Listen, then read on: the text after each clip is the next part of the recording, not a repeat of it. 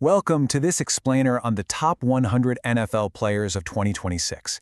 Today, we're diving straight into a really fascinating phenomenon in professional football. We're going to look at how 5 absolute superstars managed to keep their elite status in the eyes of their peers despite facing some massive statistical drops or devastating injuries this past season.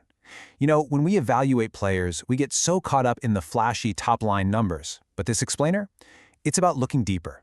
It's about resilience, respect, and that hidden value that doesn't always make the Sunday night highlight reels. So I really want you to ask yourself, what does it actually take to remain a top 50 player in the National Football League even when everything goes wrong? Think about it. How can a player suffer a torn Achilles, turf toe, or experience what looks like a really quiet season in the sack column, yet still command the absolute unwavering respect of their peers when the top 100 votes are cast?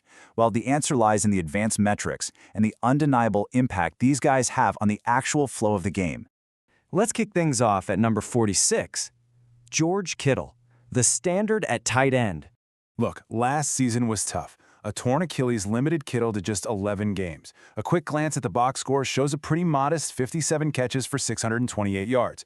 But despite missing that time, his peers still sent him to a 5th consecutive Pro Bowl. Why? Because the advanced grading tells a completely different story. The guy dropped only 2 passes all year. 2, and he earned a 90.8 overall grade from Pro Football Focus, which ranks him first among all tight ends. His receiving grade was tops of the position, and he posted these incredible run and pass blocking grades well into the 70s.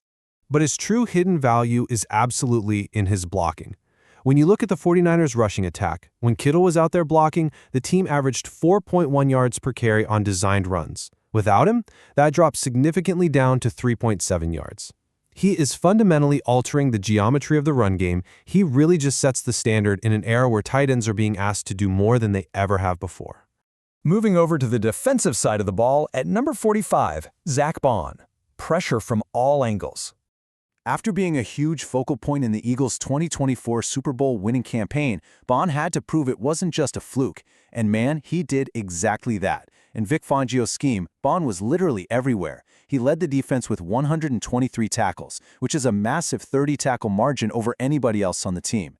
But he's not just a run stuffer. He recorded 24 tackles for loss, hit the quarterback 18 times, and posted an 84.5 PFF coverage grade. That's second among all linebackers. He is quite literally doing it all. So the crucial point here is, how does a player maintain that level of high-impact versatility, endurance? The staggering NFL Pro Insight reveals that Bond played a team-high 998 defensive snaps for the Eagles last season. When you factor in special teams, he actually crossed the 1,000 snap mark. That ranks 11th in the entire National Football League. His ability to just stay on the field and produce at an elite level across every single linebacker discipline is exactly why he easily secured his spot in the top 50. Coming in at number 44, Joe Burrow, unwavering influence. Okay, Burrow's 2025 season is the ultimate test case for hidden value. Sidelined early by turf toe, he only played 8 games. 1,809 yards and 17 touchdowns isn't exactly going to win you MVP, but here is the context that really matters. The Bengals were 5-3 in the games Burrow started. Without him, the team dragged to a 6-11 finish. He returned in Week 13 and threw at least 2 touchdown passes in every single one of his final 6 games. His mere presence just transforms the entire franchise. And his impact goes way beyond win-loss records and straight into the history books. During a Week 16 win over the Dolphins, Burrow hit a massive milestone.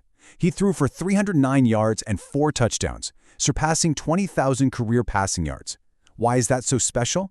Because he became just the 5th player in the entire history of the NFL to reach that mark in his first 75 games. Oh, and during that exact same game, he reached 150 career passing touchdowns. He is just the 3rd player in league history to hit that mark in his first 75 games. Let's be real, when you're putting up numbers that place you top 3 or top 5 all-time for the start of a career, your NFL brethren are going to respect you enough to vote you into the top 50, even in a crazy injury-shortened year. Next up, at number 43, Chris Jones. Speed on the interior. By his own incredibly lofty standards, Jones had what many considered a down season.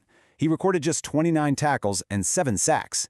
If you're only looking at the sack column, you might honestly think offensive lines finally figured him out. But the advanced metrics, They absolutely love his disruption. Despite the low sack total, Jones racked up a 90.7 pass rush grade, ranking second among all qualified interior linemen. Plus, he generated 48 quarterback pressures.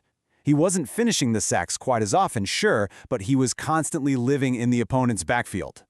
Okay, let's dive into this highly specific NFL Pro insight because it is just mind-blowing. Chris Jones recorded an average get-off time of 0.85 seconds, less than a second. That was the absolute fastest mark for any defensive tackle in the league with over 200 pass rushes. For a man of his size to be moving off the snap in a fraction of a second explains exactly how he gets those 48 pressures.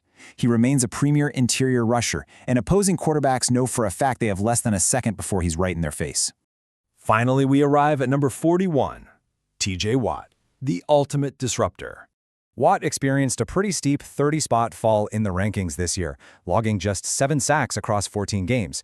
For a guy who normally challenges the single-season record, that seems shockingly low. Yet, his peers still voted him to an 8th consecutive Pro Bowl. The players lining up against him know his stats are low specifically because of the insane amount of attention they have to pay him. He played an absolutely vital role in drawing the focus of opposing offenses, directly aiding the Steelers in winning the AFC North. The incredible truth behind his lower sack numbers actually comes down to game planning. This NFL Pro insight reveals that opposing offenses are so terrified of Watt ruining their day that they dedicated a league-high 30.8% of his pass rushes purely to chip blocking him. That means nearly 1/3 of the time he rushed the passer, an extra tight end or running back was assigned to hit him before they even released into their route. To put a hard number on that, even while missing 3 games last season, Watt was chipped 134 times. That was second in the entire NFL to only his rival, Myles Garrett. This perfectly visualizes how Watt's sheer gravity alters opposing game plans.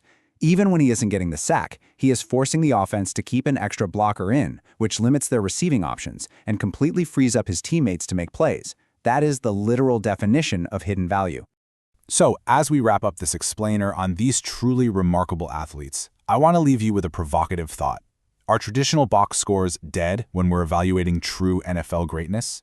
When we see players like George Kittle totally altering run schemes, Zach Bond playing 1,000 snaps, Joe Burrow completely changing win percentages, Chris Jones dominating get-off times, and TJ Watt absorbing over 130 chip blocks, are surface-level stats actually blinding us to the game-changing value of the league's best players? It certainly seems like the players voting on this top 100 list know exactly what to look for. Keep that in mind the next time you look at a stat sheet. Thanks for joining me on this deep dive into the hidden layers of football greatness.